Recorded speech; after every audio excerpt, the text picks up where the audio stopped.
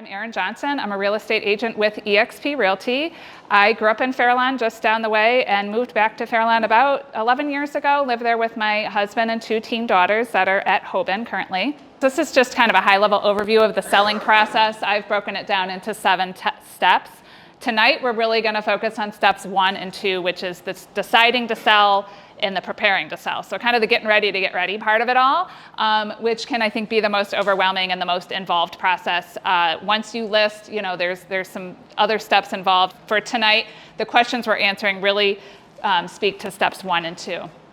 With the first being, how's the market? So that's a question on everybody's mind. It is very much a seller's market, has been for a while, and expect it to be for a while. So that's good news for you if you're thinking about selling. Market stats are very localized, so what we see here in Northeast Ohio is not necessarily what you're reading about in the national newspapers, but across Northeast Ohio, the story is fairly similar.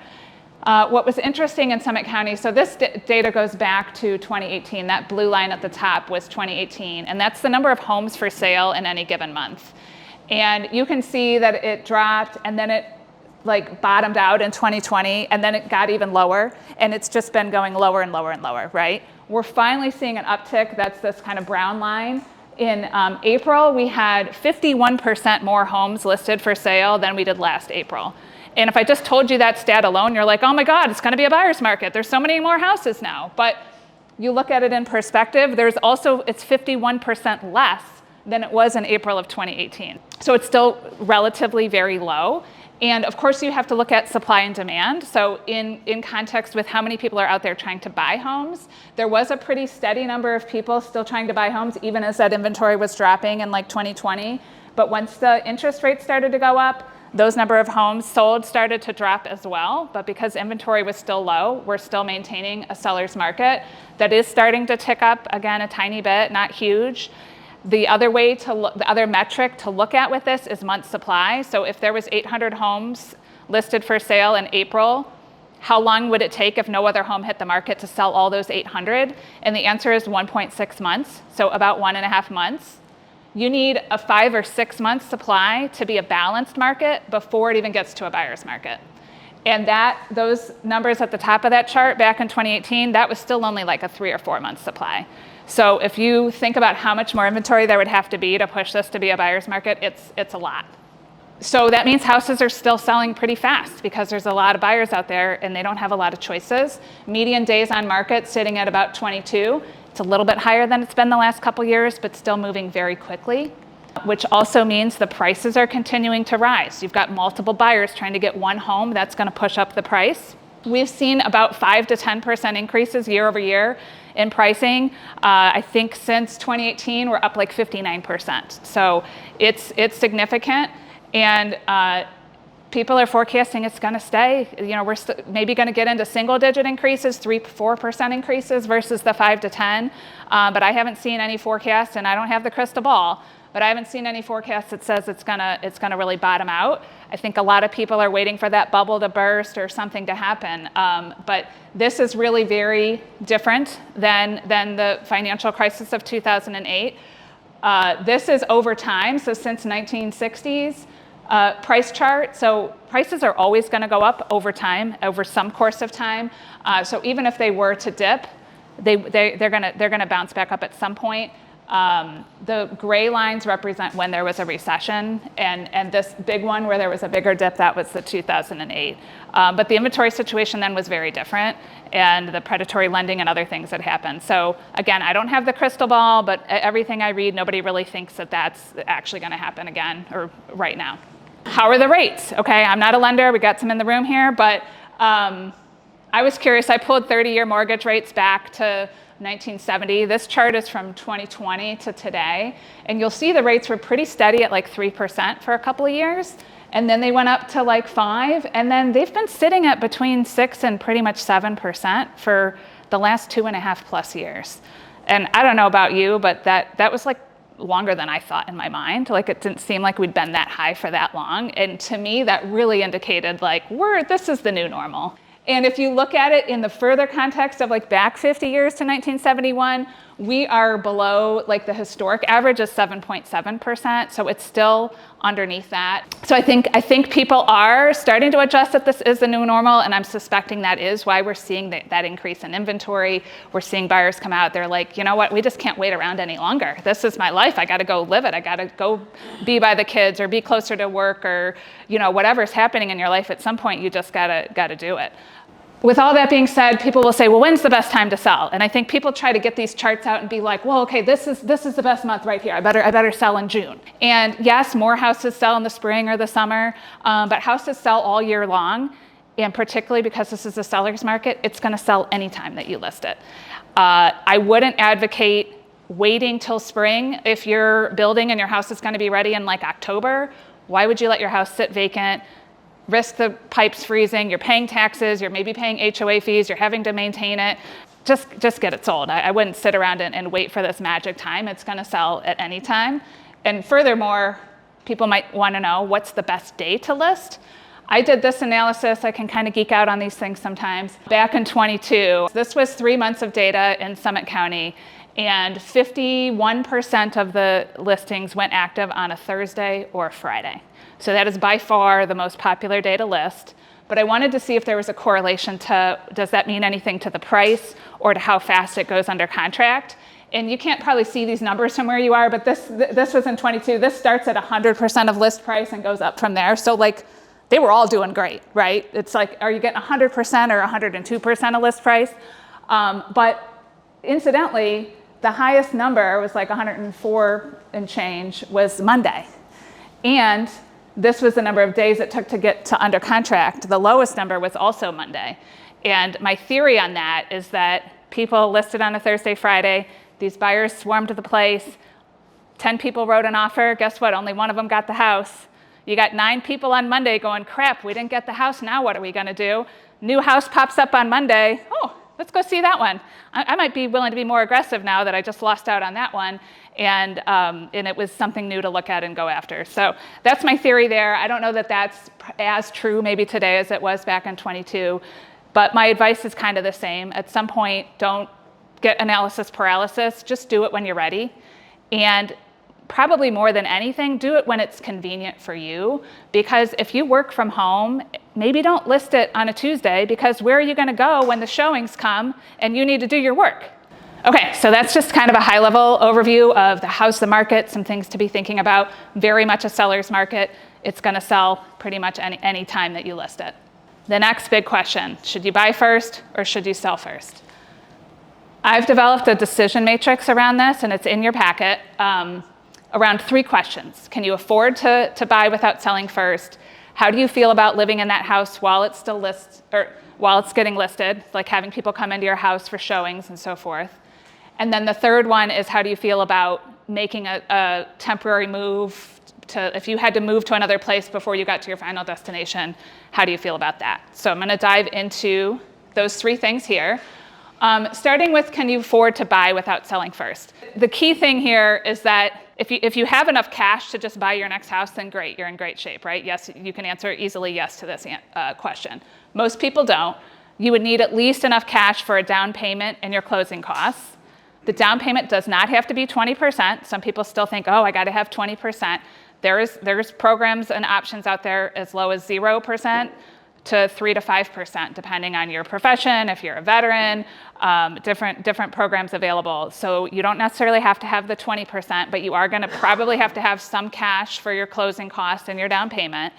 And you're also gonna have to qualify for that loan, which means pretty much your debt to income ratio is gonna come into play. So if you still have a mortgage on your current house and you're trying to get a second mortgage and maybe you have a car payment or something else, if that all adds up to too much debt, you might not be able to qualify for that second loan.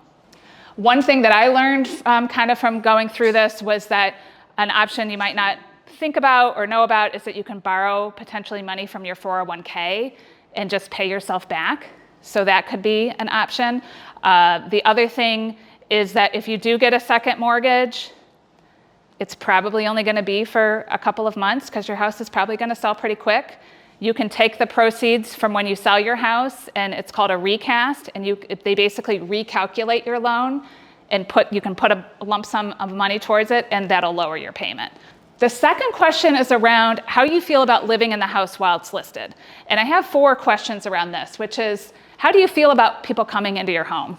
So you're still living there, you're gonna have to leave, people are gonna come in, they're gonna open up a drawer, they're gonna open up your refrigerator. Some people are just totally uncomfortable with that, and that's fine. Like you need to know yourself here and know how you feel about that. Maybe you're fine with that, but then the next question is, can you declutter your house enough to kind of make it show ready? And meaning, like, I don't want to see anything on this table except maybe that candle. Like your kitchen countertops should be completely empty. Your personal pictures should be down.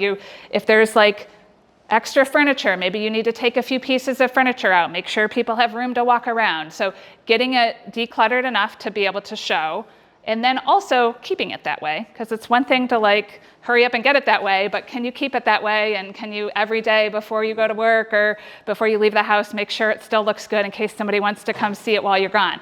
And then lastly is the actually getting out of the house for the showings, which depending on, again, if you're working from home, if there's somebody with health or mobility issues, if there's children involved, that can, if there's pets involved, the more of those things you have, the more complicated that can get. So depending on how you feel about all that, and you've heard enough to probably know the answer to this question, right? Know yourself and know, yeah, I could do that, or no, that would be a disaster, right? And see how you feel about that. And then the next one, again, this is probably a pretty easy answer for most, is if you were to sell first and you didn't know where you were going yet, what would you do? Do you have a second home that you can go to on the lake? Do you have a family member, a friend you can live with? Would you be willing to rent for a little while, maybe an extended stay hotel?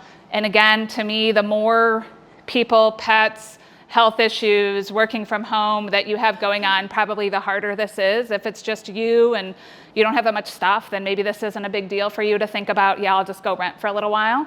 But if you are gonna make that kind of temporary move, how do you feel about moving twice, and what are you gonna do with your stuff? Because if you rent or go live with a friend or even go to your second home, there's probably not enough room for all of your stuff, I'm guessing, which means you're probably gonna have to put it in storage. You're gonna probably be paying movers to move it into storage, move it out of storage.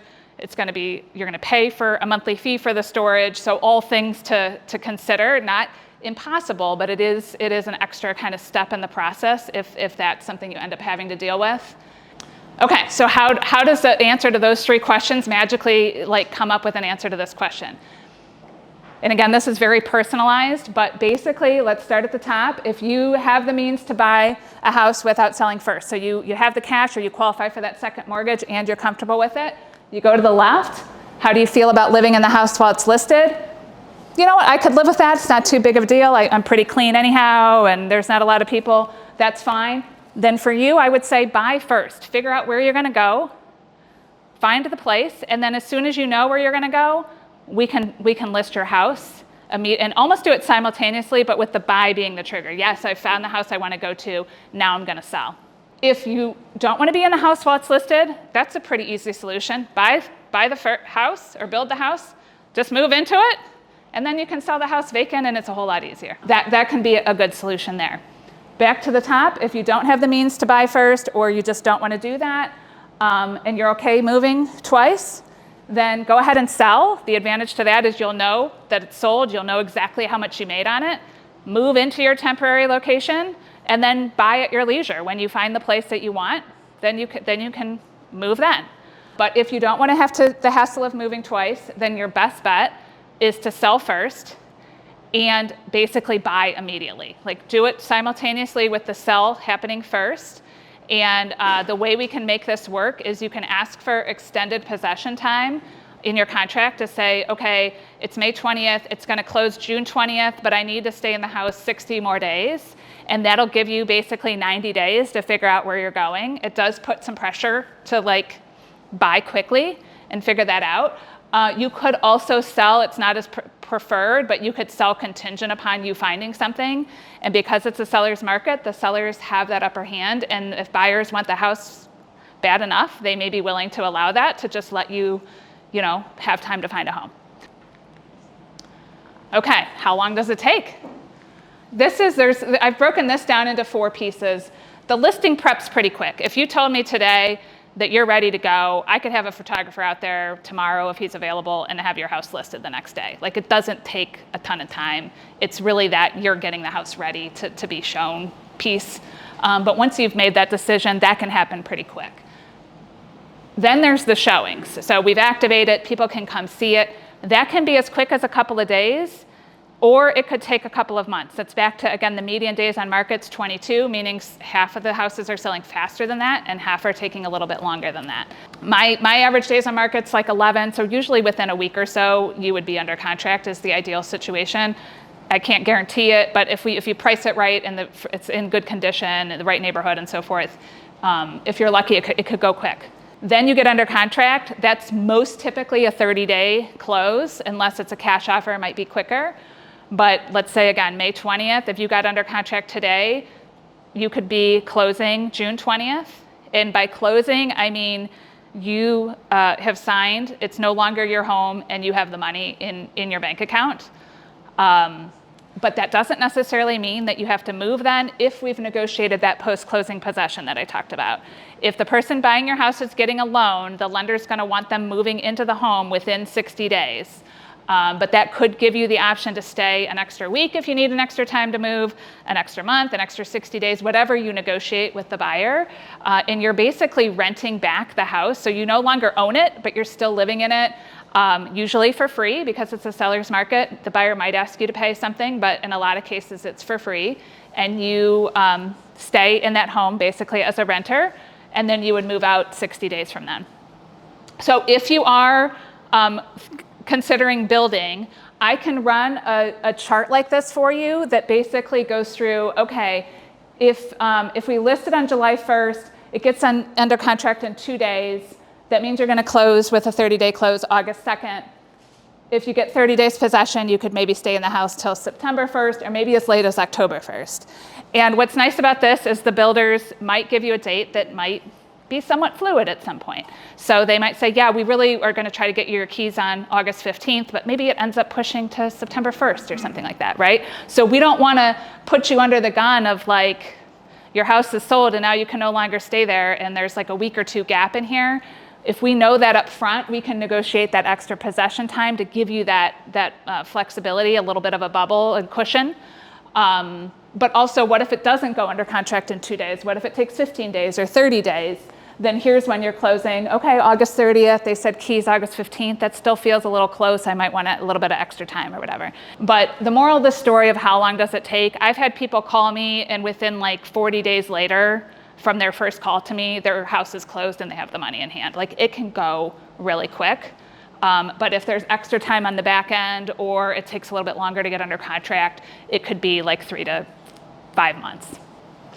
As quick as a month, as long as like 3 to 5 months, let's say. Okay, next question. What should you do to get your house ready? 2 slides on this. People ask about updates, like should I repair things? Should I remodel the kitchen? Should I do all these things? And this, again, is a seller's market, which means you can generally get away with a lot. There's no, one answer to this necessarily. It's case by case, but there are some general rules of thumb. One being, if you are going to freshen up and update things, focus on first impressions. So what do they see when they first pull into the yard, your garage, the front door? I like to say the buyers are going to spend an inordinate amount of time on your front porch. Why is that? Because the agent is going to be trying to get the key out of the lockbox and get the door unlocked, which is by far the least favorite part of my job, right? They're watching you and you're like, it's one of these stupid high school locks. Is it to the left? Is it to the right? Oh no. And then the key's not fitting or something, right? So it feels to me like forever. It might be 30 seconds or maybe a minute, but think about spending 30 seconds or a minute in one pretty small place that those buyers are starting to look around and they're like, oh, well, that light fixture's broken. There's a cobweb over there. I see a crack in the stoop over here. There's probably nowhere else in your house that they're spending 30 seconds to a minute in one spot looking around than your front porch. So I know it sounds silly, but like pay a little extra attention to the front porch or wherever it is that you end up putting the lockbox. And then when they first walk in, what do they see, like your living room or the first room that they see in your house? Those are the things that it's going to make those first impressions. I partnered with a builder on this to come up with this list of the must-dos, what should you consider, what should you not bother with, and what are some bonus items. And I liked the structure of this. So must-do is anything that's incomplete or just outright broken, and just regular maintenance and cleaning. So I tell people, go around your house and like, if there's stuff you know off the top of your head that every time you open this closet door, the door comes off the hinges. Or every time you open this drawer, it gets stuck or it falls out or something. And again, I can't guarantee you which drawer they're gonna try, but if they try the one that's broken, they're gonna be like, these people don't take care of their house, right? And it could be the only thing broken in your whole house, but they find that thing and suddenly their impression of you is these people don't take care of their house. So the little things that you kind of know are wrong, this light switch doesn't work, the light bulb's out, like, do those things. The 4 things in red are things that some lenders are going to look for potentially when they come for the appraisal process. So if there's peeling paint, that they red flag that, and they will not let the loan go through unless that's fixed. So, and that's inside and outside of the house. So you could have the back of your garage have peeling paint, or a shed in the yard has peeling paint. Scrape it off, paint it, and then you just get it done so it doesn't become an issue later in the transaction. Exposed wiring, same thing, get that concealed. Broken gutters, broken windows, they're gonna look for those. So if you have those, if you can go ahead and fix that, it's much better to do it before it's listed than to be 3 weeks into the transaction and be scrambling to find the window person to come out and fix your window. And then lastly, missing handrails on stairs is a flag for them with a safety issue. So if you have a basement and the handrail is gone, steps up to your deck, things like that, so you need to install a handrail. So that's the must-do column. The consider, wallpaper. I know wallpaper is coming back to a certain degree, but if it's not wallpaper that's been, installed in the last couple of years, and it's been there, since the 70s, 80s, most people are not going to prefer that look, and they are going to be very concerned about their ability to get it down, which is why you probably also haven't taken it down. But I do have people, like I have this lady that's all she does is remove wallpaper. I think it's definitely worth the investment to get the wallpaper down and get a neutral color painted, especially if it's in the first floor of your house, one of the first rooms that you see, because that's going to be their first impression. If you've got a border in your bathroom, or maybe in one of your bedrooms or something like that, that's not as concerning as the entire foyer and living room and kitchen are all wallpapered. Paint.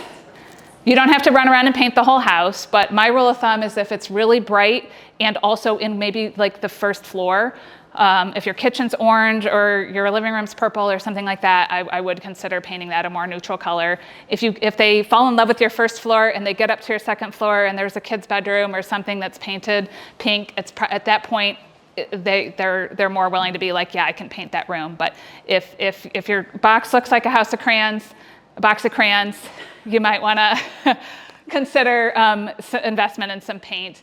Also, if it's just like an unfinished, you didn't finish the paint job, or there's clearly stains or mildew or mold, please take care of that, and nobody wants to see that. Clean up the landscaping, particularly that path to the front door. There's nothing worse than like the big bush that's like jumping out trying to eat you as you're trying to get up to the front door. And put some fresh mulch this time of year, like those things can go a long way with that first impression. Carpet, if it's obviously stained or it looked like somebody died in the room, or like it's shag carpet from the 70s, you might want to consider at a minimum cleaning it and possibly replacing it. With the caveat that there can be like a domino effect with this. If your entire house hasn't been updated since the 60s, changing the carpet's not gonna, it might make the rest of the house look even worse at that point. So at some point, just selling it as is. The house is gonna sell in any condition, it's just a matter of at what price. And putting that extra money in you're not necessarily gonna get it back out, but if it's like the whole house is great except for this one room with the carpet, then maybe it's worth considering. And again, front door. Maybe if you want to get a new front door, paint it, freshen it up, that can go a long way. Don't bother doing a major renovation. Don't think that you have to remodel the kitchen, the bathrooms, do anything that, make an addition, anything that's going to take a long time or cost a lot of money, particularly if you're looking to move soon. If you're going to be there for another 5 years and you're like, I can't live another day without updating this kitchen, get it done as soon as possible and enjoy it for 4.5 years. And then sell it, right? But don't do it just for the purpose of selling it. Other bonus items, if you have dated electrical where you're not 3-prong outlets, or you GFCIs are missing, the panels outdated, things like that, that's worth considering doing, because it's likely going to come up at some point, like during an inspection. And buyers would appreciate that. Roof is another thing. If your roof, I would say, is like maybe 10 years old or older, or you're not sure how old it is, it might be worth having a roofer out to inspect it. They'll usually come out for free, give their opinion on the age of it, the condition of it, maybe do a washing of it. If your roof has like moss on it, they can do like a roof wash and get that cleaned up. The insurance companies are getting a lot stricter about roofs, and so that happens a couple weeks into the transactions, where all of a sudden the insurance company is like, well, we're not going to insure that roof. And so it's better to know those things up front and get ahead of that. Hot water tank, if it's older, might be something worth considering. Power washing, the siding, the deck, the driveway, and things like that can really help with that first impression. And then the other thing is garage door. It seems to be consistent. You'll see these charts that like, what's the cost of it versus like, what does it add to your value? And garage door is, I think, like the top of the list. And again, it's a big first impression thing, because particularly if your garage faces the street, it takes up a lot of like the surface area of the whole house, depending on the layout of your house, where that's like, sometimes you see more of the garage than you do the whole rest of the house. And if that garage is dinged up or rusty or looking in shabby shape, it kind of makes the whole rest of the house not look great, right? So if it could just be a fresh coat of paint, or if you want to invest in a new garage door, that they say that you get the payback on that, because it makes such a good impression. That's the updates. And then I'm going to talk just a little bit about home staging. We talked a lot about first impressions. Cleaning it up, if you can pay somebody to like do a deep clean of it, that's highly suggested. If you've got odors, pet odors, smoking, things like that, if you can try to address those, because that can be a huge turnoff to people. Decluttering, we talked about. Depersonalizing, so packing away your pictures, any valuables, anything collectible, anything that's kind of specific to your personal taste, which could be a religious item, political item, like anything that would offend people. Take those down, pre-pack them so that you're ready to take those to the next place. Light's a big thing, so if you can open up curtains and allow natural light in. But the other thing to consider, particularly if you end up listing in the winter, is that I know a lot of homes don't have overhead lighting in the living room, for example, and that tends to be one of the first rooms that you see when you walk in the door. So if somebody's showing the house at 4:30 in the winter and it's dark out, and maybe you've already moved out of the house, how are they going to see the living room, or how are they even going to get to a light switch, right? So if you can leave behind a floor lamp and ideally attach it to the switch so that when the realtor goes to turn the light on, it turns something on, that's ideal. Or if you even if you list a house this time of year, if there's a house that's or a room that's a little bit more dim, adding some light to that can help. As far as furniture, you want to make sure that you've got clear walkways for people to walk around and see the room. If there's a lot of crowded furniture, you might want to selectively take a piece or two out to make it look bigger than it is. And they say to take your couches maybe like 6 inches off of the wall to make it look more spacious. So making sure that you highlight the flow of the room and the use of the room, that it makes sense. Little things, can make a big difference, whether it's some fresh flowers, fresh towels in the bathroom. If you got an old dingy shower curtain, maybe, spend a couple bucks and get a new shower curtain. And then keep it show ready, which we talked about can be a challenge, but do your best to keep it ready to show at all times. Have everybody pitch in. If you're leaving the house in the morning, do those last minute touch-ups. A tip could be have like a bin or a laundry basket, and if you want to throw your dirty dishes in there, or if you have paperwork on your mail or something on your desk, if you have kids' toys around from grandkids, or dog toys too, just throw all those in the bin, throw it in your car with you when you leave for the showings, right? Just have your little stash bin, or you can put it in the garage or something like that. So, do your best to kind of keep it ready to show.